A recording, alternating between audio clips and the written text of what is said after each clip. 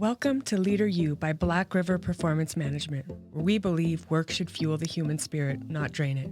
In this leadership podcast, we will dive into the lived experiences of people flourishing in today's workplace and beyond. Join us to hear real-life examples of experiences from our own lives and from the leaders we know and Hello.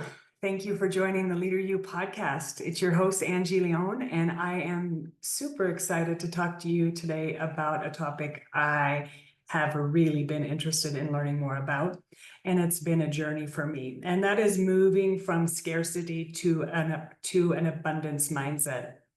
A scarcity mindset is a way of thinking in which individuals perceive resources such as time, money, or opportunities as limited or insufficient. This mindset often leads to feelings of anxiety and fear and competition, making people focus on what they lack rather than what they have. People with a scarcity mindset may make decisions based on short-term survival rather than on long-term goals, potentially missing out on growth opportunities. In contrast, someone with an abundance mindset emphasizes a belief that there are enough resources for everyone to go around, and they encourage collaboration and generosity. So I have noticed myself as somebody who came from an environment where scarcity was abundant, and I saw the world through more of a scarcity mindset and more of a thriving or a surviving versus thriving. It's been a huge mindset shift that I've been working on, say like the past 20 years. And I really do see that there's a continuum from scarcity to abundance. And on one end, that scarcity mindset focuses on your limitations, and it's leading more towards anxiety and competition.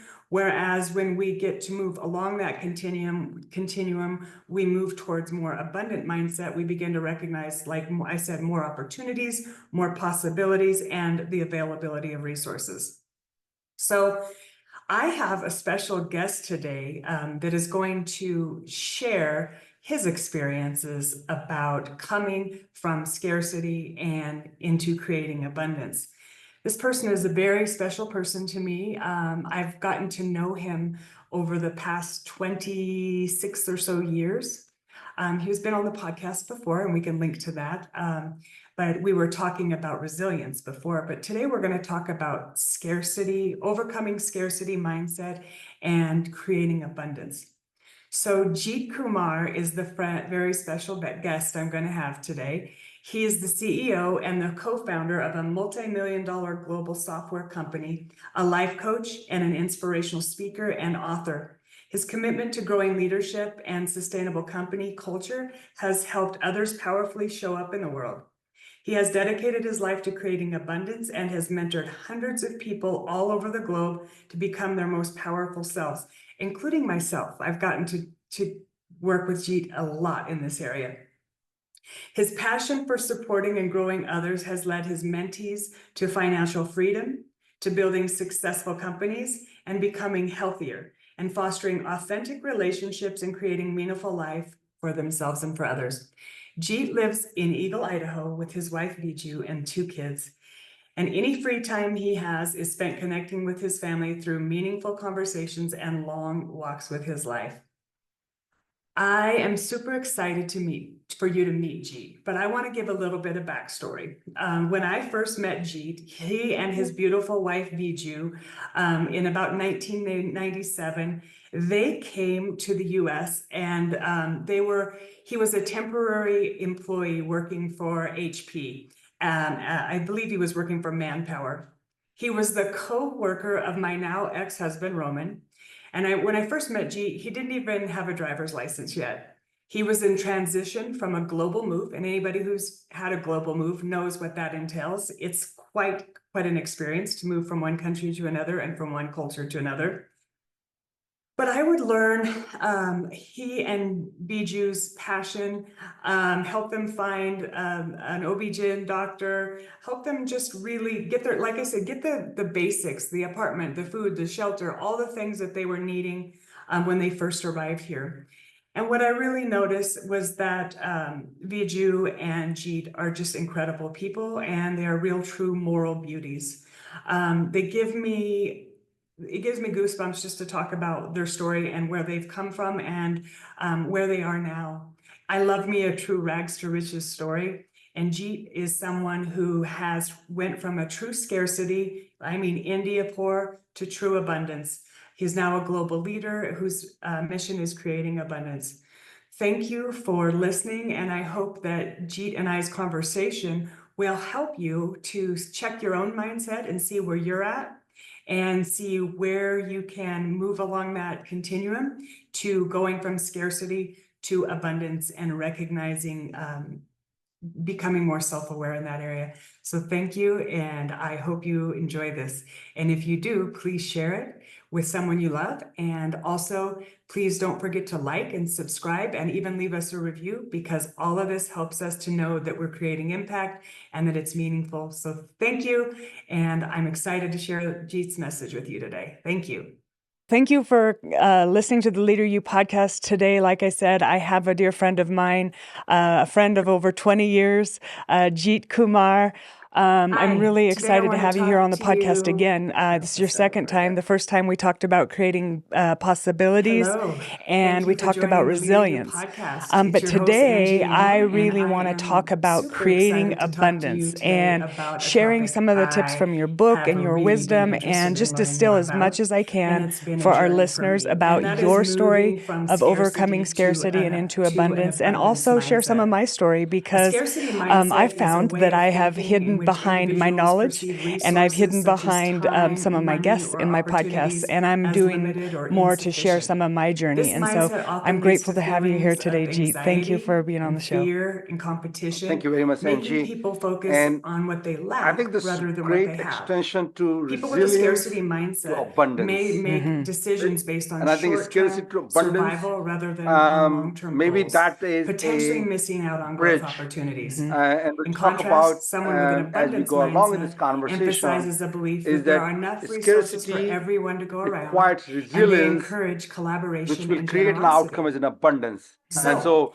we'll talk about how to have achieve noticed abundance in myself, life, and I'm as so somebody who glad. came from an And thank you for environment having where me on this scarcity podcast. And was definitely, abundant, and Angie, I I saw the think world through more of 99, a I scarcity remember mindset and more April of of a 99, first time when I thriving met or a with you, surviving versus to thriving. It's 2024 been a October. huge So more mindset than shift that I've been 25 working years. on, say like Friendship the past 20 and years. And I really creation do see that and there's a growth that you and continuum I have from seen scarcity together to in each of abundance. our And on journeys one and each end, of our lives. that scarcity It mindset amazes focuses me on your quarter limitations, of and it's century leading more towards anxiety how and much difference it can competition. make in human beings' Whereas life. when And we I'm get to so move looking along forward that to sharing that story continuum, and we stories move towards perhaps more abundant with your mindset. We audience. begin to Thank you. recognize, like So, I said, yeah, more we've watched each opportunities, other more raise our possibilities, kids. We've went and through the a lot of things, availability of resources. international So, moves, all kinds I of have things. a special But I'd like to guest start with today, your that is story going to about how share his Jeet grew up in experiences India. about And coming your book, from you scarcity explain in and Create into an creating Impact, abundance. Achieving Peace This Inside person and is a Results very Outside. special You person talk to about me. life I've growing gotten up to in know India. him So can you over the give a past quick version of that to our 26 or so listeners? years. Yeah. He's been on the And podcast as I'm going before, to and we share can about link to my that. story, But we were talking about resilience Angie, to before. But you today and we're to going your to talk listener, about to your scarcity, listeners, overcoming I want you scarcity to mindset, listen to the and creating story abundance. and then a story So behind the Jeet story. Kumar is the Right? very special And then guest I'm going to have today. that was He is mine, the CEO but and the find a co-founder of a story of your life multi-million-dollar global that you software can relate company, a to, life coach, and an relate inspirational to it speaker and author. through the His struggle commitment to growing and leadership and opportunities sustainable and company triumph. culture has helped others And I think powerfully show up in that's the how I world. would like He has our dedicated his listener life to to really creating get the value abundance out of and these has mentored stories. hundreds of Otherwise, it's people just all his over the globe story, to and become what their does it most create? powerful Not selves, much. including myself. I've gotten So to when I work look with at my Jeet a life lot in this and I area. can look back His and I can passion tell for about it, supporting and but growing when I was others has led living his in mentees that to financial life, freedom, in to those building stories, I was successful just living. companies, and becoming But healthier, when I and look fostering back and when I authentic explain that relationships and story, creating I meaningful life see for themselves that and for as others. a human being, Jeet lives in when I Eagle, was Idaho born, with his wife Viju and two I had kids. no choice. And any It was free not time my he has choice is spent connecting as with a his human being family to through choose whether meaningful conversations and I long was ready to walks come with out his on this wife. planet or not. Right? It was I my am super parents who excited to decided. meet for you And to it is meet how Jeet, but I want everyone's to give a life little bit of was backstory. decided. When I first met Jeet, Their he parents and his decided whether beautiful they wife would like to Viju, have you or in not. about 1997, Also, when They you came were to the born, when U.S. I was and born, he was I a didn't choose temporary which employee circumstances working I was for born, HP. who I was I born believe he to, was working for the kind of Manpower. siblings I He could was the have, the co-worker environment of I my could get now into. ex-husband, It Roman. was not my And when I choice. first met I Jeet, was he didn't put even into have a that driver's license situation. yet. He was in So transition from I a was global born move, in and a anybody who's household had a of global move knows what that entails. It's quite 4 other an kids. experience to move from one country to Right? another My and from sister one came culture to later, another.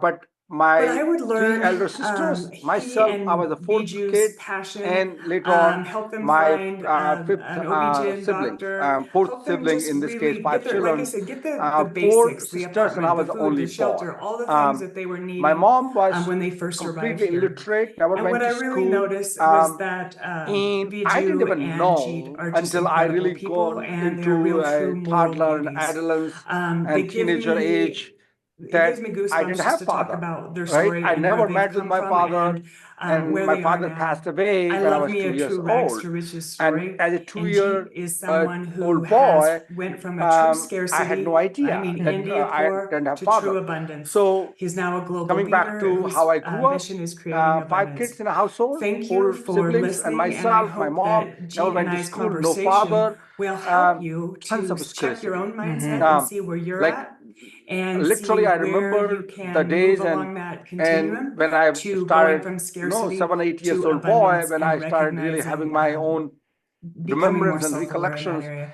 So thank Um, you, and I'm a I hope you lactose enjoy this. intolerant And if you guy, do, right? please share it And one of the with someone things you which I love. found And later on, like also, when I look please back, don't forget to in like our and household, subscribe and there was even no leave us a milk, review, because all right? of this helps us Like to there was know no that we're concept creating of milk. impact and that it's Uh, meaningful. So thank and we you, used to have and I'm Indian excited to tea, share Jeet's which message was with like you more today. of Thank a you.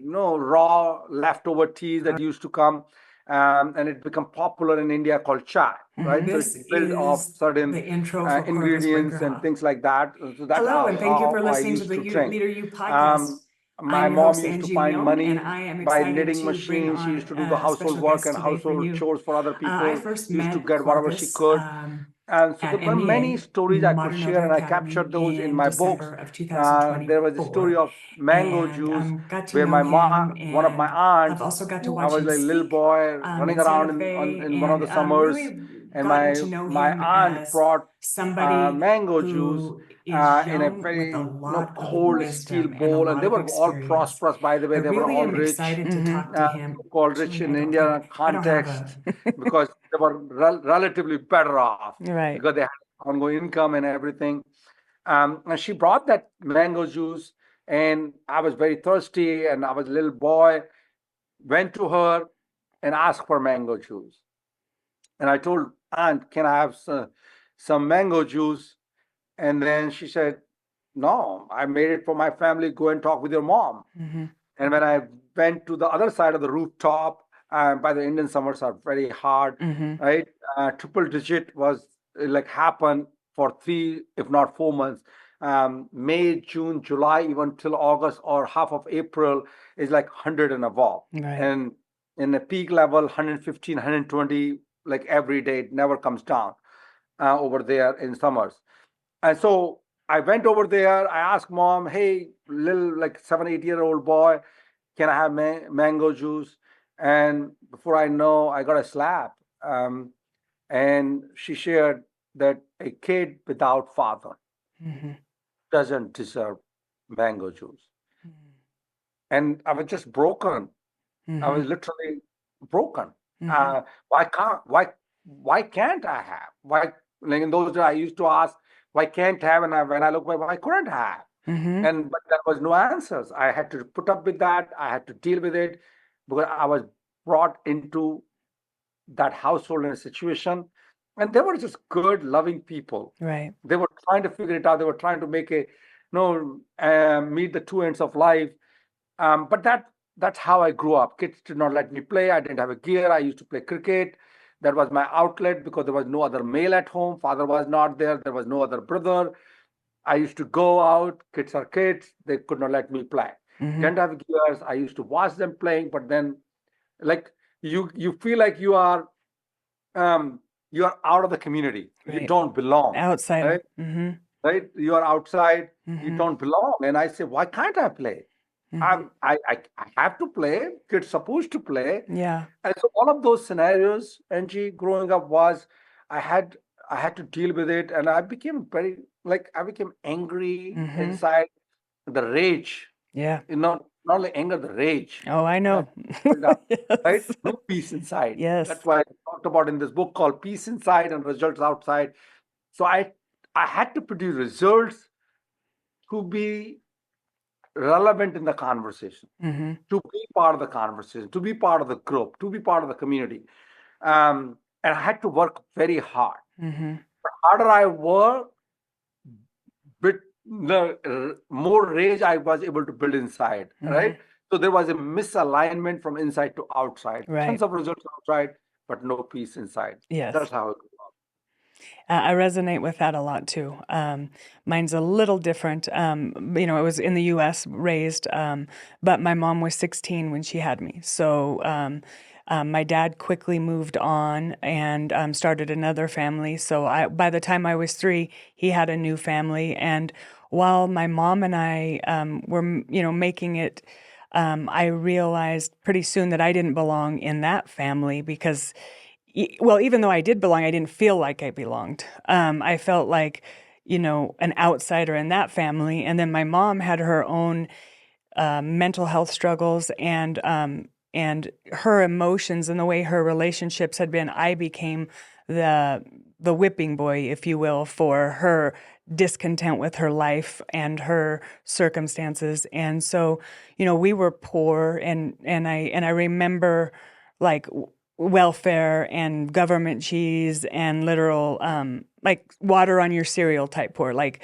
I have cereal, but I don't have any milk, or I have powdered milk, or those types of things. And so I grew up in that same kind of feeling of not being enough, not being worthy, not being like I shouldn't ask for things, or just seeing the world through that framed my view for the world. Like that's the lens that I'm seeing the world through now, the scarcity lens, right?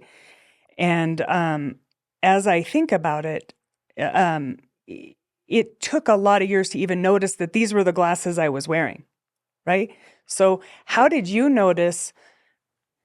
When did you first start to notice that you were seeing the world through why not? You were seeing it through why me to why not me, and all of that stuff. Yeah, and my heart goes out for you, Angie, right? I know for mine, but then I hear yours, it makes me very emotional, Yes. right? And I'm sure there are a lot of listeners whose story might not be very different, maybe Mm-hmm. not at a level of yours or perhaps mine, Mm-hmm. but every human being has a struggle, Yes. some form or some ways, form, and some ways and shape and form. Um, I think one of the things for me was like just like you, I was not worthy and didn't belong. Those were mine. Mm-hmm. Probably less about worthy, more for me was I didn't matter. Mm-hmm. I was like a commodity. Mm-hmm. No one cared about me, Yeah. right? So my agenda was that I'm all alone, Mm-hmm. right? In those like I was all alone. That was a feeling perhaps which Mm-hmm. I could not able to see in those days. But I'll talk about how I discovered Mm-hmm. myself from why me to why not me. Like, but my lens is perhaps no one cared about Chichi. You Mm-hmm. better put your act together. Yeah. You put your act together, put your ass together, and you had to figure it out Yeah. by yourself. No one is out there that you can depend on, you can look up to. There was no leadership around my life. Mm-hmm. There was no one who could really coach me, guide me, Yep. mentor me. My mom didn't even know what I was dealing with. My sister was not like, couldn't even able to relate to me. Um, so I was just kept going. Mm-hmm. And my agenda was, since I didn't matter, and that was probably not a problem in those days. I didn't matter, but since I didn't matter, I would not get a chance to play. Mm-hmm. I wouldn't get chance to be part of the conversation. I would not get seat on the table. Mm-hmm.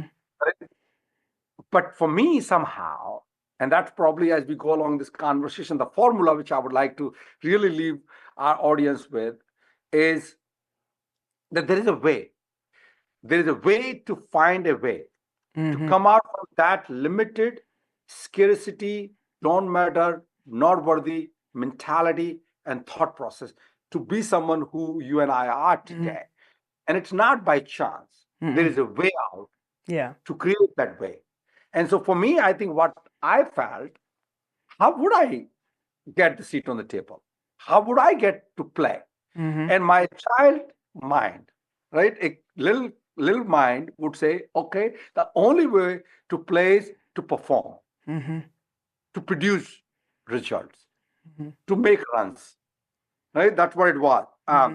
Hit some home runs. In cricket, we have fours and sixes, Mm-hmm. or take wickets like strikeouts, Mm-hmm. right? So I used to think, okay, if that's the name of the game, that's how I would get a chance to play, then I need to really learn how to play. Mm-hmm. And so I used to go early in the mornings, alone, by myself. And I used to bowl. I used to bat.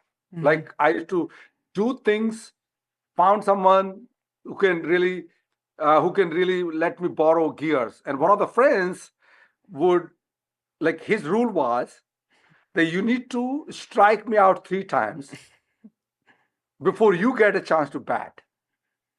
Mm-hmm. So I became good at pitching. Mm-hmm. In cricket we call bowling. I became good at bowling, Mm-hmm. right? Because I had to strike him out. And in Right. cricket, it's not like about three.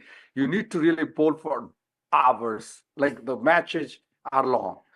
And then I said, okay, if I get to bat, I cannot give the bat back to him. So I cannot be strike out because otherwise I need to make him 3 times out. So I became good at bowling, which is Mm-hmm. pitching, and I also became really good at batting and I started hitting home runs because my goal was to perform. Yeah. So much and so, Angie, that in my hometown, no game started after like I became a teenager, like 13, 14. Without Jeet, game would not start because if he's not on our team, we're going to lose, right? Like that level of performance, I was Yeah. able to bring it Mm-hmm. out to play. But Yeah. my agenda was to play, not to perform. So while one side I start performing, as I share, the more I started producing result, angrier I became. Why Mm-hmm. me? Mm-hmm. Why I had to do? So then all of a sudden I had to carry the whole entire team on my shoulders. Mm-hmm. I had to carry entire family on my shoulders because they had no idea. And so my way of coming out from there is to study hard. So Mm-hmm. once I start playing and everything, in India, 1.4 billion people live. There was competition. Like there were not very many jobs. Mm-hmm. And I think I figured it out that I had to perform to get money. Mm-hmm. And so there was a pretty high competitive exams happen over there. 100,000 people, say 6 people get an admission, Mm-hmm. maybe that. Mm-hmm. And so I had to be one of those kids to get into the Ivy schools of Right. the like in the US. Very competitive, right? Mm-hmm. Less than 0.06% Mm-hmm. acceptance rate, right? Now here, if you go to MIT and everything, 6 to 8%, there we are talking about less than 1%, Yeah. even like fraction of percent. So I started working hard, same technology, same mentality to work hard. And so I did that. I got my first job. I came to America. Mm-hmm. Until I got married. Again, why I got married of love of my life. Bijou, you met with her when she came, and that same thing. The world was against because it was a different caste. It was love marriage. In India, it doesn't happen that way. But I was so stubborn and committed, and we'll talk about the stubbornness as we go along. So I got married. I came here. Mm-hmm. The first time, Angie, I remember um, I was in a team where I did not matter. Mm-hmm. That was my mentality, Right. right? But why I love America, by the way, Angie, there are many reasons, but one of the reasons, one of the gift of this country to me Mm-hmm. was the moment I came here, um, I would start performing. But when I started performing, when I started doing, people did not, I already had a seat on the table Mm-hmm. because that's what this country gives, perhaps. That Right. you have a seat on the table because I was probably an engineer I was doing. Mm-hmm.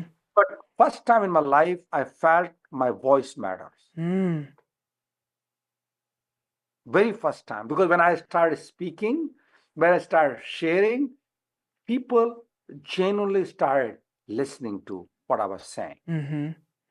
And that was the starting point of my life where I thought, maybe, Jeet, what you do does matter. It's Mm-hmm. not a survival game only. Mm-hmm. It still did not resolve why me to why not me, Mm-hmm. but that was at least gave me a different lenses. You talked Right. about lenses. Up until then, I was 28 years old. Mm-hmm. I'd never mattered for me, Mm-hmm. and my voice did not matter. That first time it started matter. Mm-hmm. So then I read book Seven Habits of Highly Effective People. There was a manager, her name is Fran McCain. He was at HP and I was geeky, I was nerdy, I was writing like all software programs. I was like one of the lead architect and I was doing all of that. Yeah. But for her, she could able to see that, okay, he's producing results, but I see no peace inside him, Mm-hmm. right? So he was probably acutely aware of my being. And she asked me, what kind of books do you read, Jeet? And I said, I read Cunning and Ritchie, and read this decom, and I read this bunch of technology. And so she was saying, okay, slow down, buddy. I get it. You read all of this. I understand. You can manage memory like in a Mm-hmm. software and embedded system side. But what about life? Mm-hmm. And so she gave me the first book called Magic of Thinking Big. Mm-hmm. Right? That was my very first book I read about getting to know yourself. Right. Right? And until then, I had a lenses of called life happens the way it happens, and you do what you do to survive. Right. And when I read that book, I honestly, first time I slowed down. Yeah. I started listening to people. I started listening to myself. Mm-hmm. The Seven Habits of Highly Effective People and Think and Grow Rich Mm-hmm. and bunch of book. I Yeah. became a Sponge.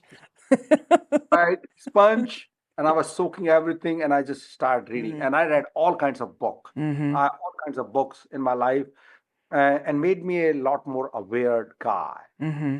Then there was a course I did, and you and I talked about it, and you did also called Landmark Forum Mm-hmm. in 2006, November 10th, 11th, 12th, and 14th, 2006. Mm-hmm. I was 34 years old, 35, 71 born I am. And that honestly shifted everything. And I don't think everyone needs to do these kind of programs or read books. Mm-hmm. But the formula which I would like to really talk about eventually is how do you get to know yourself? Mm-hmm. Because until you get to know yourself, you cannot come out from your situation. And you can't lead Self, others well if you don't know yourself. self-awareness Mm-hmm. and contribution. Mm-hmm. Right? There are the 5 stages of Maslow's hierarchy of needs. It's called physiological needs, Mm-hmm. security needs, love and belonging. Mm-hmm. I was stuck in those 3. Yep. There are 2 others which goes beyond that, and I talk in my talks called self-realization Mm-hmm. and self-actualization. Mm-hmm. That's where the real life happens. Yeah. But moving from these first 3 survivals to the 2 of contribution, what you talked about, you can make a difference in other people's life. That's where it happens in self-actualization level. Mm-hmm. Or that you need to realize, you need to discover yourself. Mm-hmm. And that discovery is not easy. No. And that's where the epiphany, Mm-hmm. the epiphany, you need to go through the process of survival of love and belonging Mm-hmm. to that, no, I matter. I'm enough. Like you talk about not worthy enough to I'm enough. Mm-hmm. And I did this course, Landmark Forum, and I remember my epiphany Mm-hmm. because I was very angry at my father that I never met. And my anger was, why the heck you died Mm-hmm. and left these 5 illiterate women on my shoulder? Why me? Yeah. Why I had to work hard? Why I could not play? Why I couldn't play the game that I loved so much? Why I couldn't get that mango juice that every kid deserved? Or why no one came to my games? Mm-hmm. Why me? Why me? Why me? To at a level where I really experienced, thank God, no kid should say, But I would say for me, because that was my realization, was thank God you died. Because had you not died, I would have been still in that small village. I would have still in that scarcity. I would have still be dealing because all my uncles, all my aunts, all my cousin brother, all my nephew, all my nieces, they're all there, still doing small shopkeeping, living in that scarcity mentality and that environment. Yeah. There is no out there. And for me, because of my father was not there, and I was a bit stubborn about how life needed to be, Yeah. I was able to come out and make a difference and create this global creation. And the moment I realized that, Angie, there was a level of peace that all anger, the entire burden became a true blessing. Yeah. The burden transformed into blessing. Yeah.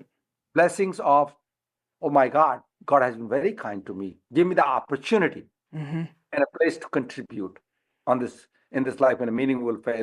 Because not very many people even get an opportunity. Right.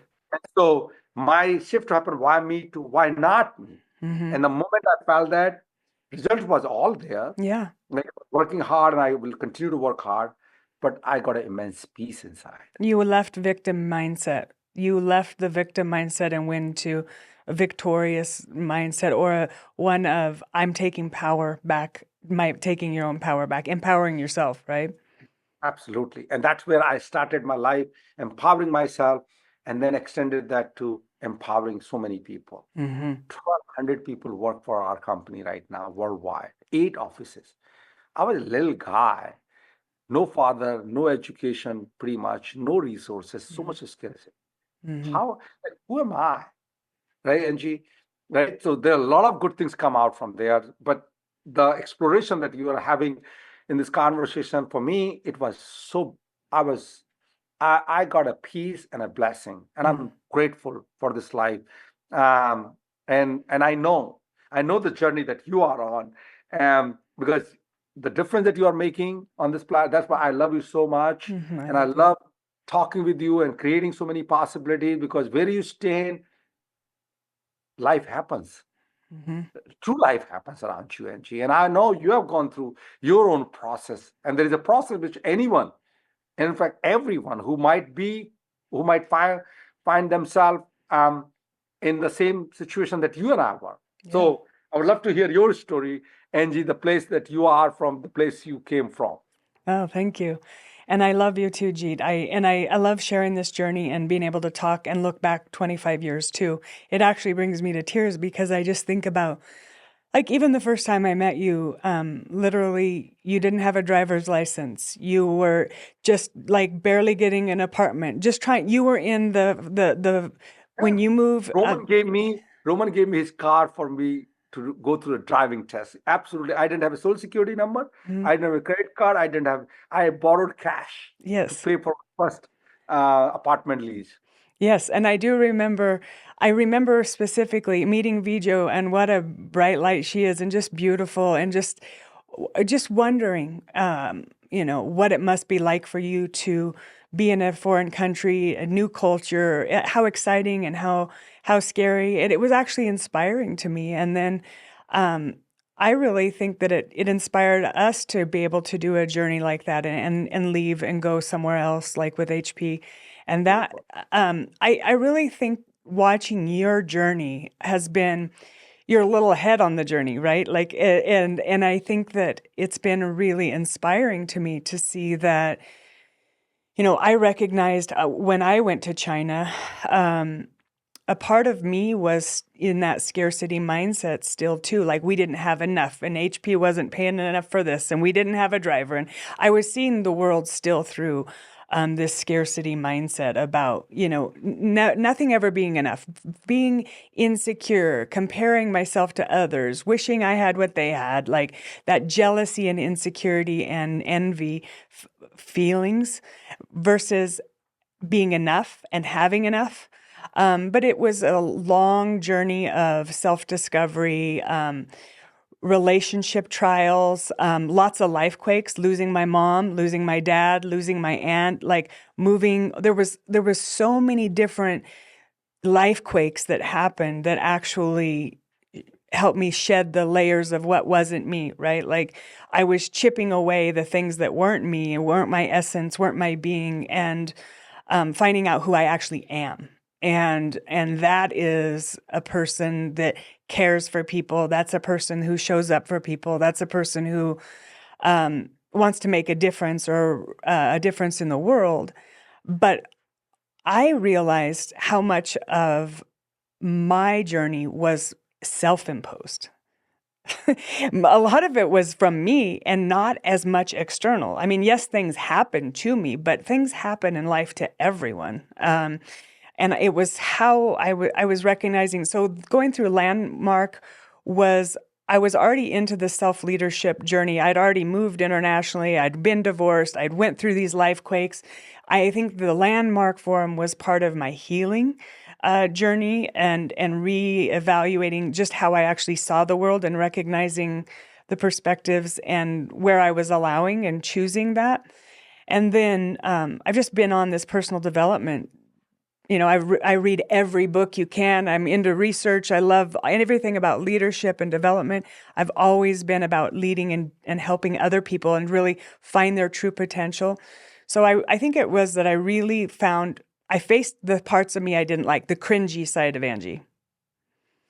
And when I faced the cringy side and was willing and brave enough to be courageous enough to face that and ask people for forgiveness, get amends, figure out like what was really going on in me, that's when my whole life started to shift. And that's when I started to just really become more self-aware. And the more self-aware I become, the more attractive people are to me, like that they want to learn and they want to grow. And I keep getting more people that are in that phase of life. So the more my energy changes and the more that I get down this path, the closer people that are in that same place in life, they want to grow and develop, seem to be coming my way. Thank you for joining us on the Leader U podcast, sponsored by Black River Performance Management. Leader U is an important part of Black River's initiative to bring high-quality leadership development and organizational performance improvement solutions. Leader U is one of our initiatives that features different speakers whom provide their expertise and perspectives on a variety of workplace topics. I invite you to visit our webpage at www.blackriverpm.com. That is www.blackriver, the letter P as in performance and the letter M as in management. We offer a wide range of services from training to performance improvement, coaching, retreats, and group facilitation and strategic planning. Our focus is to assist people in better understanding how to lead effectively and impactfully through a variety of evidence-based tools and practices. Yeah, you become a magnet. A magnet, for sure. Yes. Right, Angie? Because now you're attracting a different kind of energy. For sure. And I do feel like a magnet. Yeah. Right? Yeah. Because you are radiating that kind of energy. Yeah. Right? When I was not peaceful internally, I was producing results, but people used to love me and also used to not so love me. Right? I would die let's use the word hey. No one probably hated me, but they say, okay, Jeet, you drive us crazy. Yeah. Right? A lot of ego back then too, right? Me too. Yeah. A lot of survival. It's about me. Yeah. Why me? Because the question when you are why me, then in those moments, it all becomes about you. Mm-hmm. I used to produce results. I say, I'm doing so much for you guys. Right? Everywhere I used to go, I had a complaint call. I'm doing a lot. Me too. Right? Complain. Yeah. Well, reality was I was doing it for myself. I was scared and I wanted to prove a point I was worthy. Yeah. I matter. Scared little boy in a grown-up world. Yeah. Beautiful, scared little boy running around, proving a point Mm-hmm. that I matter. Yep. And I was kept looking, do I matter? Do I matter? Do I matter? Do I matter? Mm-hmm. But never cared about other people. Use them for my own insecurity and survival. Right. And people left drained completely. Yeah. Right? Now, I was not, in my world, I was saying, I'm not creating a problem for these guys. I'm making, in fact, difference. While, in fact, in reality, I was freaking using everyone for my own survival. Mm-hmm. And that's the irony. That's the tough part, Angie, that when you are not self-aware, Yeah. you are just like, you hurt people perhaps. Yeah. Right? Hurt people hurt people. Yeah. Yeah. And with no intentions of Yeah. hurting it. Right. And when I got to know about myself that I was that little boy running around, scared, little fearful boy, I just like could not able to sleep for days. I was not ready to accept. No, gee, that's not who you are. Mm-hmm. Actually, you are absolutely opposite. But the fact was remain the same, that I was creating that energy out. Mm-hmm. Right? And contrary to what I believed of who I was, when I looked at the results and the data outside, Yeah. I was leaving a lot of dead bodies behind. Mm-hmm.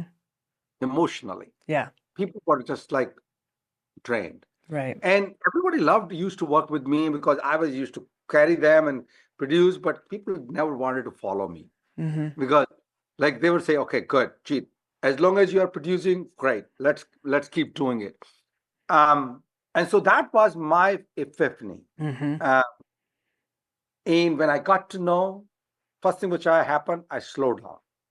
I started doing things in a meaningful way. And I'm right now 17 years, Mm-hmm. 18 years. Right now since I really discovered myself, I always call Jeet 1.0 and Jeet 2.0. I Right? like that. There is a real 1.0 and 2.0. I'm Right? cringy Angie and enhanced Angie. And I'm Angie. There is and it's like you need to die for a rebirth. And Yes. I know in many religion and everything, not that even I love how Lord Jesus talks about Friday to Sunday, Mm-hmm. right? Like it is the real, like you need to rebirth. Mm-hmm. Like he came to this planet to create possibilities for other human beings. Mm-hmm. Cannot be and will not ever be, right? We can follow his path Right. in that way. And so for me, I think I just look at many ways that you need to die to rebirth yourself. Yes. That's 1.0 Die to to 2.0. self. Die to self. Die to self. Yeah. So I think that's a formula which we are going to talk. Perhaps we have 20 minutes to go at the most in the conversation. But I think somehow we need to really see, Angie, if you could share in your world, if you want to leave a couple of nuggets for people, Mm-hmm. how can they really achieve what you, because I just share who you are today. Not only you are taking care of yourself and your kids and your family and your community, but you become inspirational for a lot of people. Mm-hmm. And so why not you share your path? And I would definitely add to that conversation my path and leave people with some distinct actions they Mm-hmm. can take, Mm-hmm. irrespective of and no matter where they are. Yeah. If there is not result outside enough, we can talk about. If there is not enough peace inside, we can talk about that, because you need both. Yeah. You need both to live a profound life. That life is. Yeah. Thank you. I will. I think what I was doing is a lot of external things too, hustling for my worth and trying to like prove myself. And then that gets exhausting because you're just constantly trying to people please. And what I really was not doing was like looking at myself and doing this internal work. But when I started to do that, everything else started to change. When I started to look at myself from the inside out, not from the outside in, because our society and our culture is focused on what we look like, what our title is, how we show up, all of these things.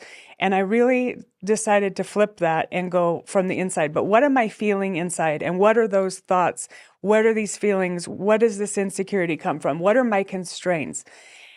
And have somebody else look at it with me. That was huge. Like some therapy, some coaching, some mentors, some friends, people that I felt like were I surrounded myself with people that are loving, people like yourself that are willing to say, I love you, Angie, I see this, and to also give me real feedback that might sting and say, hey, yeah, you're kind of coming off hard. Maybe you're lacking some diplomacy or some tact, or, maybe you could think of a better way to rephrase that, because we all have blind spots. But I wasn't really I was better when you're in victim mindset. I recognize that you blame other people more than actually accept responsibility or take accountability for your own actions. And so the more I became self-reflective, the more I started to recognize, oh, wow, you didn't take accountability there. How could you redo that again? You know this might come up again. So you could start to anticipate things. Or if you know that you get triggered in a certain situation, then you could go, well, I know that when I'm in this situation or I'm around this person triggers me because of this or this. So how am I going to handle this differently? How am I going to show up differently? Because ultimately, I can't control them. All I can control is how I show up. And once I changed me, everything else changed. All my relationships changed. And I was waiting for other people to change so that our relationship could get better. So it's opposite. Absolutely opposite. Yeah. Absolutely opposite. And I can tell you how much life becomes easy once you discover yourself, Yeah. once you are out there. Mm. In my path, when I look back, one of the things which I probably did differently than other people in the same situation, Mm-hmm. which I honestly coach and mentor and share, that I was not ready to settle. Mm-hmm.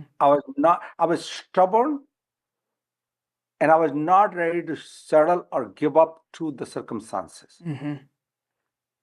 So one should always fight for what you stand for. Mm-hmm. I think like human beings know inherently when they are peaceful or not peaceful. Mm-hmm. They like something or don't like something. Mm-hmm. Even kids know. Yeah. Like when they don't get the toy they were looking for, they'll fight for it, Mm-hmm. right? But then they are kids. Um, Parents can say no, no more, go home, right? Mm-hmm. But for them, they laugh with something incomplete.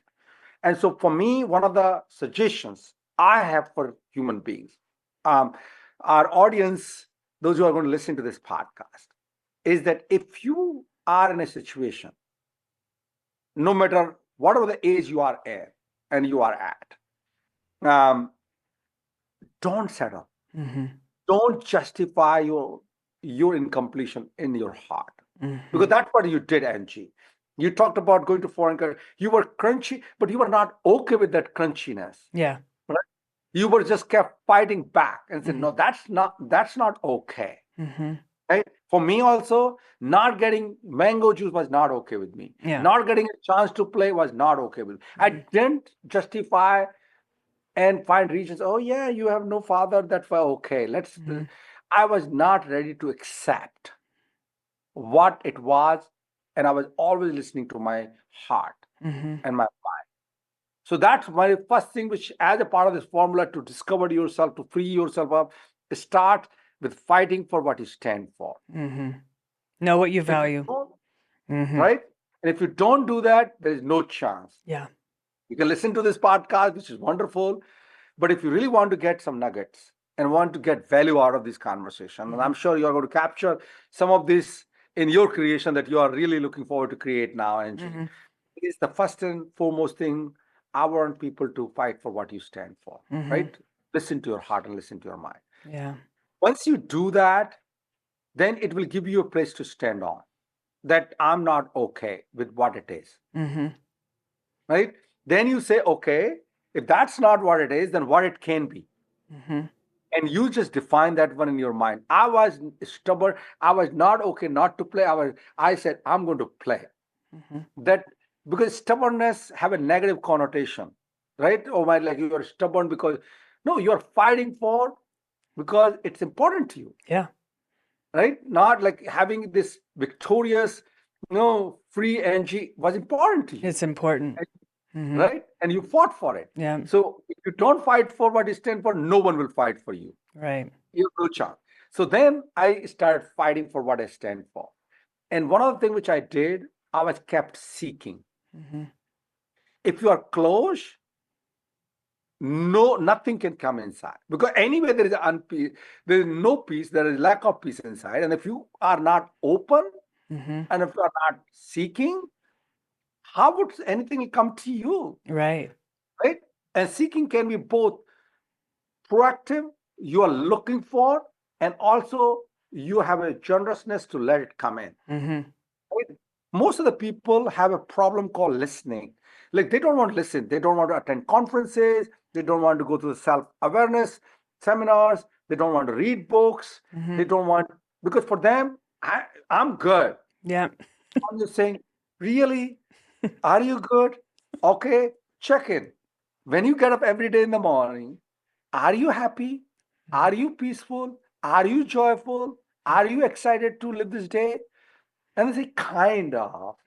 Oh, there are some good days and there are some bad days. That's how people justify. Yeah. And I ask the question, why not all days are good days? Who's stopping you? Why not every day you get up like you can't wait to get up? Get out of your bed and just go. Who's stopping you? So for me, I always say listening is not equal to agreeing. Right? I listen to all kinds of things. Podcasts like this, I listen to Audible. I attended maybe 100 seminars in my life. The work which you do, Angie, I want everyone to come and listen to you, right? Why not? I'm not saying you say everything good or everything we are going to share is going to work for everyone. Yeah. One thing, one statement, one nugget could shift and change your life. Yeah. But it can only happen when you are going to be part of the conversation, when you're looking. Yeah. Right? So seeking is important. Yeah. And being willing Right? and open. Yes, absolutely. And that is what I think has been the biggest the reason that I think you and I have had some sort of success. The success that we have had is there is always possibility. And I've never let the hope or the idea of possibility be stumbled and or be taken from me. Like, no, this could happen. And even if we don't know how we could get the money, we can figure out that, like, no isn't a real answer to me when if I really want something, like maybe going to school. Nobody in my family had ever went to college. I didn't know how to go to college or whatever, or but I figured it out. I figured out ways to pay for it. Like, I think sometimes people just stop at the first set of no's, right? And I see this a lot in nonprofit work too, where people hear the word no or they don't have money and they just get in this mindset that it's not possible. And they give up. They give up or give in. Yeah. Right? Both of them, because that will say, then you need to be stubborn. Yeah. You need to fight for what you stand for. And if you don't, there's no chance. Yeah. What will it do for you? Like how it's going to help you Yeah. if you give to that no possibilities. Yeah. So you need to fight. And so what you like the level of awareness about seeking in my world, it was unknowingly. I was quite stubborn, right? Yes. And the degree of success one will have, or one can have, or one has, depends on how open and willing you are to do what is required. And then that's the third one, which is do what is required, and then willing to go through the pain of reflection and learning. Because when you are seeking, you're going to learn few things about yourself. Yeah. Like the sports is a phenomenal way to improve because there is a immediate and instant feedback. You throw the ball, someone caught and went for touchdown or it got interception. Like there is a real results. You took a shot, whether it went in or not. Yeah. But then that's not where the real progress happens. You take the shot, and if it didn't go in, you better go back to the locker room and watch your tapes. Yeah. Because if you don't, you're going to keep repeating the same thing again and again and again, and that will not allow you to get to where you want to get to. No matter how much you are willing, how much you are seeking. That's the third step, that you are stubborn to fight, right? Having a willingness, and then looking at how to get better. Like champions only have coaches. If people are street level players, don't need coaches, right? But Federer and Nadal level of tennis. They are the top tennis player. Yeah. Djokovic is the top tennis player, and yet he had to go. Why? Because they want to get better. Yeah. That's another step. And again, in your work, you always available to coach people and help people out, because sometimes you don't know your shortcomings. Yeah. You don't know the gaps that you need to get better. Mm-hmm. Right? So being stubborn, being someone who's seeking, someone who's doing the reflection, and then learning and growing every day and trying. Yeah. And that's where the resilience that we talked about, Mm-hmm. right? Perseverance and resilience, right? Having that level of tenacity, Mm-hmm. commitment to fight for what you stand for. And it's a long haul game, Yeah. not give up or give into, no possibility. And I promise that everyone who goes through this process as a formula, that worked for me personally. And you could see, Angie, you share in your journey that you never settled. Mm-hmm. You never let what it was became what it is. Mm-hmm. What it was, and you were kept doing and kept looking to create what you are today. Mm-hmm. And that is called from suffering and scarcity to abundance and triumph. One can achieve all. Yeah. And that's the whole process of creating abundance. It's a whole process of creating abundance. And when you create that one for yourself, you become the source and resource for other people around you. Mm-hmm. You radiate that energy. You become that source and resource. Mm-hmm. And that's what I can see 1,200 people right now. Like I was a Idaho Technology Council board chair, and I know like 2 years I did few things, and now you become part of the community and you work with people, because it's not about you. Yeah. It's really not about you. It's not about Jeet anymore. Yeah. I know for sure it's all about the life of this possibility. Mm-hmm. I'm grateful. I'm so blessed, Angie. Yes. Even this conversation that you and I are having this morning, I'm just freaking so blessed, and I'm Yes. grateful Yes.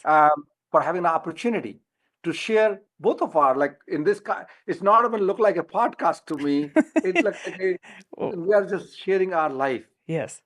Sharing is caring. So I appreciate the opportunity. I appreciate what we are able to create through this conversation, and I'm grateful. Thank you. I think a lot of leaders look up to you, so I'd like to ask a couple more questions that I think might be helpful. So what if somebody is working in an organization and they don't have the resources to put people first, or they think they don't have the resources to put people first? That's one of the things that I notice when I come into your environment, into your workspace, into your world, and I step on your campus and I meet your people, and the words "people first" are painted across and I see it, and I see you doing team retreats, and I see you do it in Idaho Technology Council. Like, you're invested in creating and building people up and developing them. But I often come across this scarcity mindset, and I would like them to hear from you. How did you make that a priority versus when we get the money? How did you make it happen? Absolutely. And I think that's a very important question, because the life is real out there. Right. Right? I think if I would suggest, define what you need to reach to at this 3 level, which are physiological, safety and security, and love and belong. Define your needs first. Mm-hmm. How much money you need, because until you take care of that part, Mm-hmm. you can't be others focused. Yeah. It's going to be so inauthentic. Yeah. Right? The scarcity will continue to creep in Mm-hmm. and sweep in to your thinking. Yeah. And most of us perhaps don't do that work. We just simply say, oh, I don't know, but I have to keep going. Mm-hmm. I say $100,000 is good for you, $60,000 for good for you, $500,000 good for. What does it that look like? Mm-hmm. And I would say whatever number you define in a way that you don't become a hoarding. You are not accumulating because worries and concerns. No, define. I will live a decent life, a comfortable life for me and for my family and for the thing, and I need this much money. Mm-hmm. And in order for them to create possibility for other people, first, they really need to work on that bare minimum base. Mm-hmm. to create that possibility. Right. Now, how do I get to that place to where my needs are fulfilled? Is the work that you need to do first. Find a coach, find opportunity, look for business propositions, take some risk, take 3 to 5 years. Don't talk about people first and others, I understand, until you are fulfilled, right? And sometimes maybe it's not about money even. It's about like you don't even know yourself. Right. That insecurities, and more often than not, Angie, I have come across many people, I always help them, and they surprise so much and say, "Jeet, it was never about money. No matter how much money I would have earned, I would have never been happy because I was incomplete with myself." Right. Right? They didn't even know. So there was a lack of self-awareness. So I would say invest in yourself. Get to know yourself. Get to know who you are. Work with coaches. Go to attend some seminars and programs. Read books. Reach out to you, Angie. Right? I'm always available if I can help people out. Right? Come to me and I will be more than happy to help you out. Discover yourself and define your needs and fulfill your needs. Then people first will become real, Angie. Otherwise, people can talk about it, but it's not going to stick. No. It's an espoused value. You want to be able to live out that value, not just have it be something you espouse to. Yeah, charity always begin with home first. Yeah. Always begin, right? And people, you can't step over that part. And home is not only, I'm talking about home at family, your own home, your own body, your own mind, your own thing. Both. You need to transform. You need to really find that peace for yours. That's your home. Yeah. That's where the charity begins. People first start with getting to know yourself. Then you take care of your kids.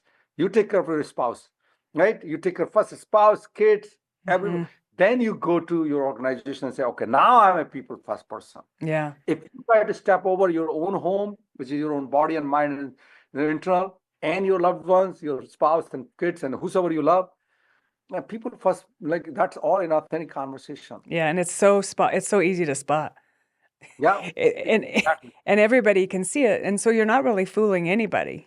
It's really that's part of being authentic, is recognizing that you need the work and you deserve the work.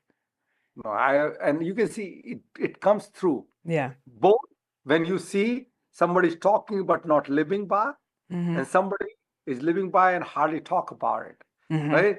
You can find that right away. It's an experience. It's not even expression or explaining. It's an experience. Like you talked about when you came to In Time Tech, and we talk about all, like you can experience, right? People are free, people are doing, and I don't talk much about anymore because now people are becoming ambassador, right?